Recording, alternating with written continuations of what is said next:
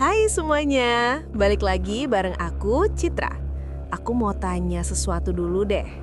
Kamu pernah nggak ngerasa lapar, tapi bukan sekadar lapar biasa? Lapar yang sampai bikin perut perih, bikin kepala pusing, dan bikin kamu rasanya rela ngelakuin apa aja buat makan. Nah, cerita kita malam ini adalah tentang seorang pria bernama Rian. Rian ini tipe cowok yang hidupnya di atas roda 2 dan sangat mengandalkan teknologi. Dia lagi touring pakai motor scrambler customnya dan dia percaya banget kalau jalan pintas yang disaranin aplikasi peta itu adalah rute paling cerdas. Tapi malam itu kepercayaannya salah besar. Jalan aspal yang dijanjikan aplikasi itu ternyata berubah jadi jalan kerikil. Dan akhirnya cuma jalan tanah merah padat di tengah hutan yang sunyi banget. Dan pas senja mulai turun, dua peringatan muncul barengan. Lampu indikator bensinnya kedap-kedip dan rasa lapar yang perih mulai menggerogoti perutnya. Dia terisolasi, nggak ada sinyal. Bensin hampir habis dan dia lapar berat. Di saat dia udah di titik paling putus asa, Rian mencium sesuatu yang harusnya nggak ada di sana. Aroma masakan yang gurih banget. Sebuah undangan hangat dari warung kayu sederhana yang muncul di tengah hutan yang mustahil. Sebuah undangan yang jelas nggak akan sanggup dia tolak. Ini dia, warung Ibu Tua.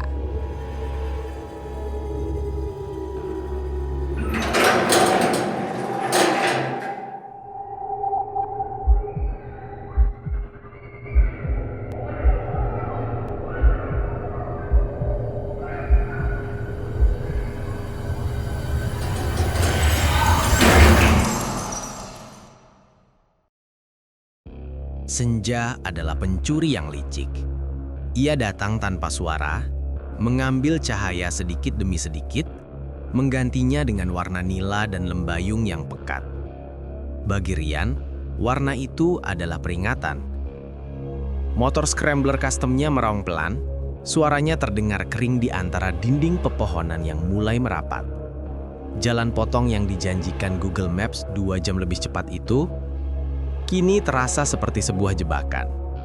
Jalan aspal mulus telah lama berakhir, berganti menjadi kerikil tajam, dan kini hanyalah tanah merah padat yang licin oleh lumut. Rian melirik dashboardnya. Lampu indikator bensin berkedip-kedip oranye, sebuah tanda bahaya yang ironisnya tampak paling hidup di tengah hutan yang mulai mati suri ini. Sial. Desisnya, suaranya serak. Udara terasa berat dan basah. Perutnya berbunyi, bukan lagi keroncongan biasa, tapi seperti sebuah geraman perih yang menggerogoti dari dalam. Ia belum makan sejak sarapan tadi pagi. Rasa lapar itu kini menjadi makhluk tersendiri di dalam dirinya, membuat konsentrasinya buyar dan emosinya menipis. Ia berhenti sejenak, menurunkan satu kakinya ke tanah yang lembab. Mesin motor ia biarkan menyala, menjadi satu-satunya sumber suara di dunia yang tiba-tiba senyap ini. Senyap yang aneh. Hutan seharusnya penuh kehidupan. Suara serangga malam, pekik burung, atau setidaknya desau angin di dedaunan. Di sini tidak ada. Hanya ada keheningan tebal yang menekan, seolah seluruh hutan sedang menahan napas, mengawasinya. Rian meraih ponsel dari sakunya. Layarnya retak di sudut, dan yang lebih buruk, di pojok kanan atas, 5 huruf itu terpampang jelas. Tidak ada layanan. Harapan terakhirnya padam. Ia terkunci di sini. Langit di atasnya kini nyaris hitam, hanya menyisakan sedikit sapuan ungu di barat. Pepohonan di sekelilingnya bukan lagi tampak seperti tanaman. Mereka telah berubah menjadi siluet raksasa-raksasa kurus yang menaunginya. Jemari ranting mereka saling bertautan, menutup aksesnya ke dunia luar. Aroma tanah basah dan daun busuk menusuk hidungnya. Aroma pembusukan yang purba. Rasa lapar tadi kini bercampur dengan sesuatu yang lebih dingin. Cemas yang merayap di tengkuknya membuat bulu romanya berdiri. Ia sendirian. Bensin hampir habis. Dan malam baru saja dimulai. Oke Rian, gumamnya pada diri sendiri. Mencoba terdengar tenang. Panik tidak akan mengisi tangki bensin. Ia menarik napas dalam-dalam, mencoba mengabaikan rasa perih di lambungnya. Ia harus terus bergerak. Setidaknya sampai ia menemukan sesuatu. Perkampungan, menara sinyal, apa saja. Dengan enggan, ia memasukkan gigi satu. Motornya bergetar, seolah ikut merasakan keengganan tuannya. Rian memutar gas dan roda belakangnya berputar sedikit di lumpur sebelum akhirnya mencengkeram. Ia kembali melaju, lebih pelan dari sebelumnya. Lampu depannya yang bulat menembus kegelapan yang semakin pekat.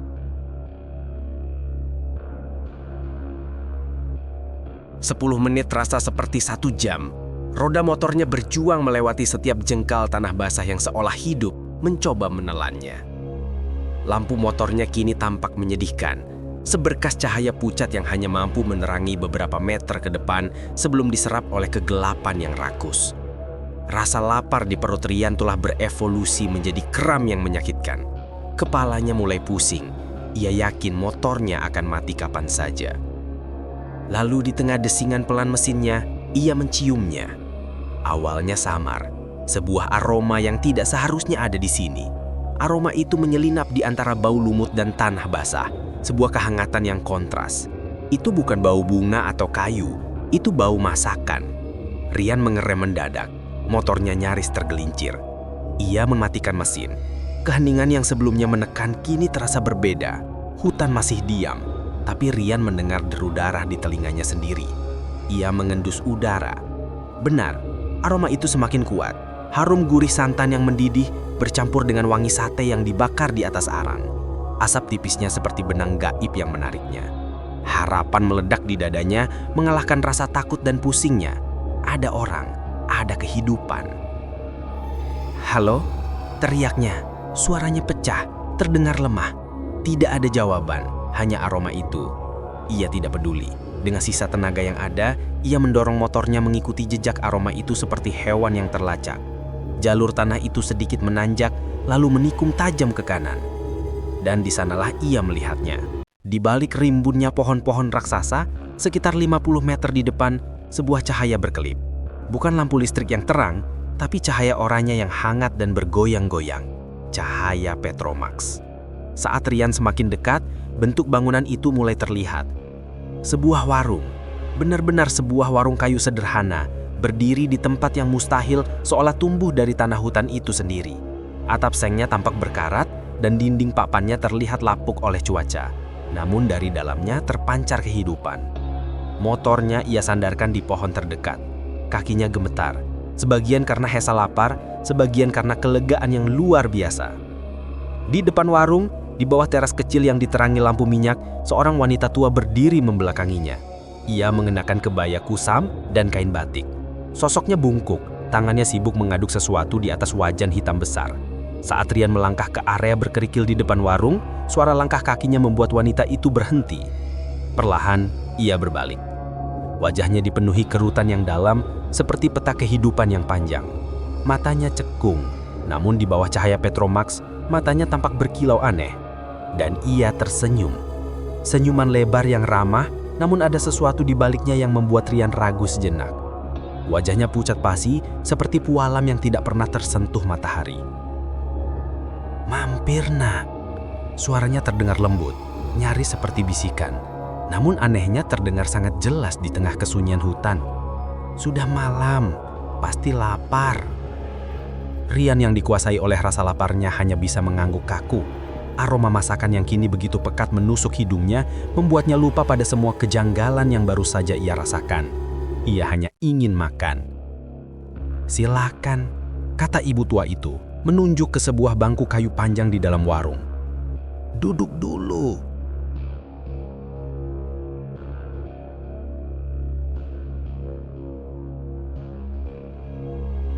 Bagian dalam warung itu lebih remang dari yang Rian duga. Hanya ada satu lampu Petromax lain yang digantung di tengah ruangan, mendesis pelan. Suara desisan itu Rian sadar adalah satu-satunya suara selain detak jantungnya sendiri.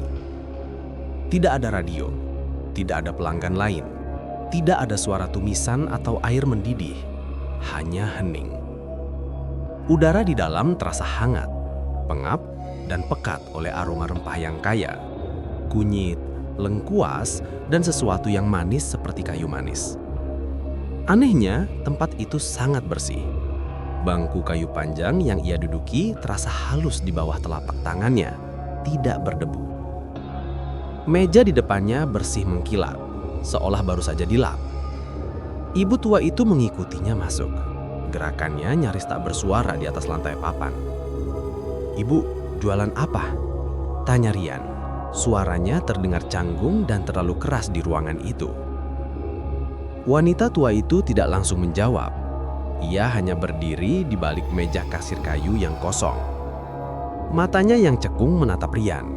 Senyumnya tidak goyah. "Ada yang hangat," bisiknya.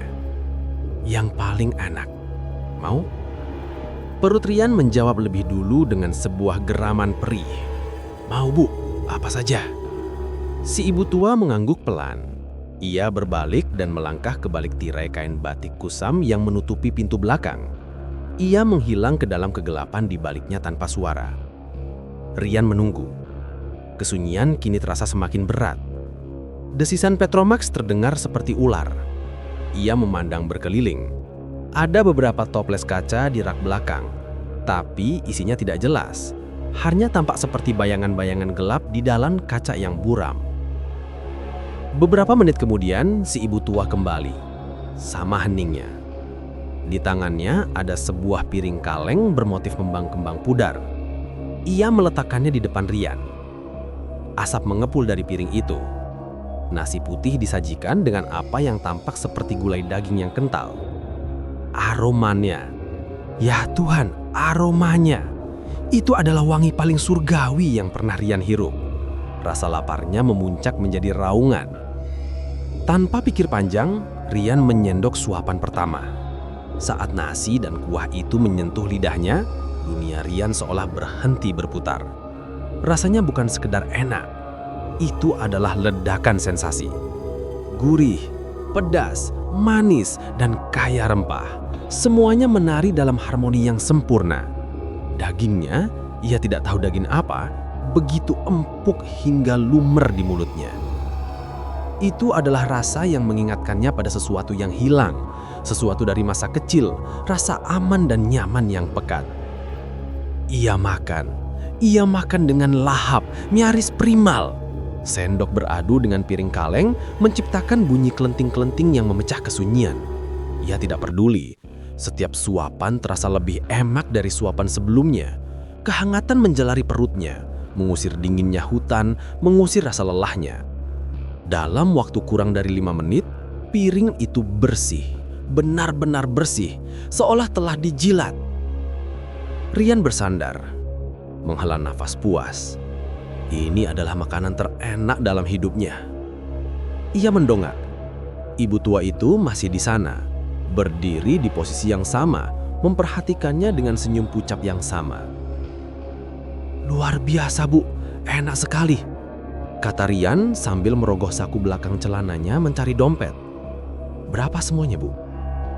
Ibu tua itu mengangkat telapak tangannya yang kurus dan keriput, memberi isyarat berhenti. "Tidak usah, Nak," bisiknya. Rian mengerutkan kening. "Loh, saya harus bayar, Bu." "Sudah dibayar." "Sudah? Dibayar siapa? Saya kan sendirian." Senyum ibu tua itu sedikit melebar. "Selalu ada yang bayar duluan," jawabnya suaranya datar. "Sudah, sekarang pergilah. Sudah malam." Ada nada perintah dalam bisikan terakhirnya. Rasa kenyang yang nyaman tadi tiba-tiba bercampur dengan rasa dingin yang aneh di tulang punggung Rian. Kejanggaman situasi ini akhirnya menembus kabut rasa laparnya. "Oh, baik. Terima kasih banyak, Bu," kata Rian bergegas berdiri. Ia berjalan cepat keluar dari warung itu, kembali ke udara malam yang dingin.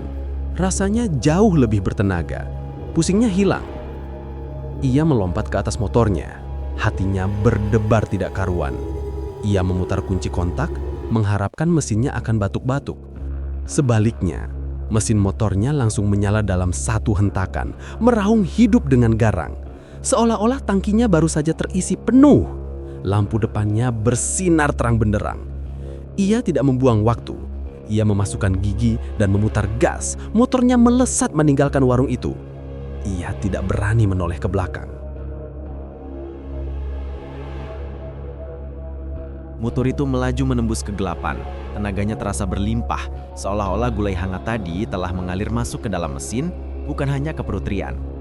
Pohon-pohon raksasa di kiri kanan kini terasa seperti penonton yang diam, melepaskannya pergi. Hutan tidak lagi terasa menahan. 5 kilometer atau mungkin 10, Rian tidak yakin, jalan tanah basah itu akhirnya bertemu dengan peradaban, aspal. Rian menghela napas lega yang begitu dalam hingga dadanya terasa sakit. Ia berbelok ke jalan raya utama. Jalanan itu sepi, namun setidaknya ada marka jalan putih yang familiar. Sekitar 10 menit kemudian, dia melihatnya. Sebuah cahaya neon yang terang benderang di kejauhan. Logo kuda laut merah dan biru yang familiar. Pom bensin. Rian membelokkan motornya masuk. Suara deru mesinnya terdengar gahar di bawah kanopi yang terang benderang. Cahaya neon putih yang tajam itu terasa menusuk matanya setelah berjam-jam dalam kegelapan dan cahaya Petromax yang temaram. Ia berhenti di sebelah dispenser Pertanax. Seorang petugas muda, mungkin seumuran dengannya, keluar dari bilik kasir sambil menyekat tangan di seragam merahnya. Musik dangdut koplo terdengar samar dari ponsel di sakunya. "Penuh, Mas?" tanya si petugas, namanya Udin di seragamnya. "Penuh," jawab Rian.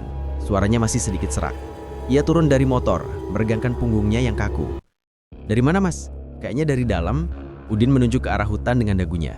"Iya, gila, saya kira bakal dorong motor semalaman, nyasar di jalan potong tadi," kata Rian sambil tertawa kecil, lega. "Untung nemu warung di dalam, saya lapar berat." Udin yang sedang memegang nozzle bensin tiba-tiba berhenti bergerak. Dia menatap Rian. "Warung?" tanyanya pelan. Suara musik dari sakunya kini terdengar jelas. "Iya, warung gulai." "Gila, Mas, enak banget, mungkin gulai terenak yang pernah saya makan. Dikelola ibu-ibu tua, baik banget, saya nggak disuruh bayar." Nozzle bensin itu hampir terlepas dari tangan Udin. Wajahnya yang semula ramah kini pucat pasi. Matanya membelalak liar di bawah cahaya neon. "Warung ibu-ibu tua?" ulang Udin, suaranya nyaris bergetar. Rian mengerutkan kening. "Iya, kenapa, Mas? Warung legendaris ya?" Udin menggeleng pelan, sangat pelan. Dia menelan ludah, matanya menatap liar ke arah jalan gelap tempat Rian baru saja keluar. "Mas," bisik Udin. "Di jalan itu nggak ada warung." "Ada," bantah Rian. "Baru aja saya makan di sana, sekitar 5, mungkin 7 kilometer ke dalam. Warung kayu, pakai lampu Petromax." "Nggak ada, Mas," desak Udin, kini suaranya serius. "Di sana itu dulu memang ada warung, namanya Warung Mbah Putri. Tapi warung itu..." Udin berhenti, ragu-ragu. "Kenapa?" desak Rian. Rasa dingin yang tidak ada hubungannya dengan angin malam mulai merayapi tengkuknya. "Warung itu ludes kebakar 20 tahun lalu. Mbah Putrinya," lanjut Udin. Matanya tidak berani menatap Rian. "Meninggal di dalam, gosong, kejebak di dapur. Sejak itu nggak ada yang berani bangun apa-apa lagi di sana."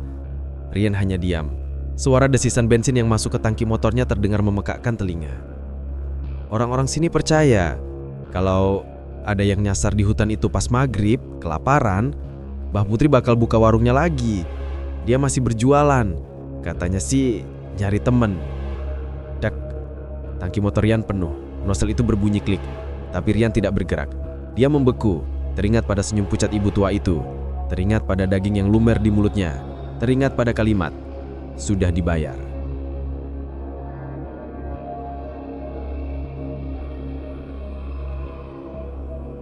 "Bohong," desis Rian, lebih kepada dirinya sendiri daripada kepada Udin. Tapi suaranya bergetar. "Sumpah, Mas, itu tempat angker. Nggak ada yang berani dekat-dekat sana kalau malam," kata Udin. Wajahnya serius, penuh ketakutan. Penyangkalan, itu adalah hal pertama yang dirasakan Rian. Penjaga pom bensin ini pasti salah. Mungkin ada 2 warung. Mungkin dia sengaja menakut-nakutinya. Tapi rasa dingin di perutnya mengatakan hal lain. Saya harus bayar, kata Rian kaku. Ia menyodorkan beberapa lembar uang, nyaris merenggut kembaliannya dari tangan Udin dan melompat ke atas motornya. Mas, mau kemana? Teriak Udin. Jangan balik ke sana. Rian tidak menjawab. Ia memutar gasnya dalam-dalam.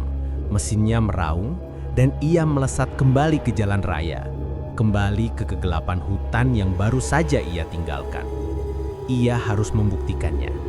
Ia harus melihatnya lagi. Ia harus membuktikan bahwa Udin salah. Bahwa ia tidak gila. Bahwa ia baru saja makan gurai terenak di dunia, bukan sesuatu yang lain. Jalan raya itu terasa singkat. Ia menemukan jalan tanah itu lagi. Jantungnya berdebar begitu keras hingga terasa sakit di rusuknya. Udara hutan kini terasa berbeda. Bukan lagi sunyi yang menenangkan, tapi sunyi yang mematikan. Aroma lumut dan tanah basah kini terasa seperti aroma kuburan. Motornya melaju, lampu depannya menembus kegelapan. Ia tahu tikungan itu. Ia tahu tanjakan kecil itu. Dia mengerem mendadak. Disinilah tempatnya. Ia yakin 100%. Disinilah ia menyandarkan motornya. Disinilah teras itu. Tapi tidak ada apa-apa. Lampu motornya yang terang benderang kini menyorot langsung ke tempat di mana warung itu seharusnya berdiri. Yang ada hanyalah sepetak tanah kosong yang ditumbuhi ilalang setinggi pinggangnya. Tidak, Rian mematikan mesinnya. Dalam diam, ia turun. Kakinya gemetar. Ia melangkah maju. Cahaya dari lampu motornya cukup untuk menerangi area itu. Di sana, di balik ilalang, ia melihatnya. Pondasi. Sisa-sisa pondasi batu yang menghitam karena api. Beberapa tiang kayu yang hangus tergeletak di tanah. Setengah tertutup lumut. Aroma masakan yang harum itu telah lenyap. Yang tercium kini hanyalah bau arang dingin, abu, dan aroma anyir samar dari sesuatu yang membusuk. Enggak, bisik Rian. Matanya liar mencari. Aku duduk di sini, di meja ini. Ia berjalan ke tempat di mana meja dan bangku kayu itu berada. Dan ia menemukannya. Di atas sebuah batu datar yang setengah tertimbun tanah, tergeletak sebuah batok kelapa tua yang pecah. Itu piringnya. Rian berjongkok, nafasnya tertahan, perutnya bergejolak hebat.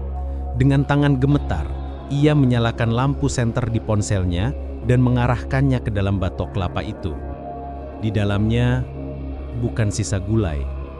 Di dalamnya ada gumpalan tanah liat hitam, basah dan lengket.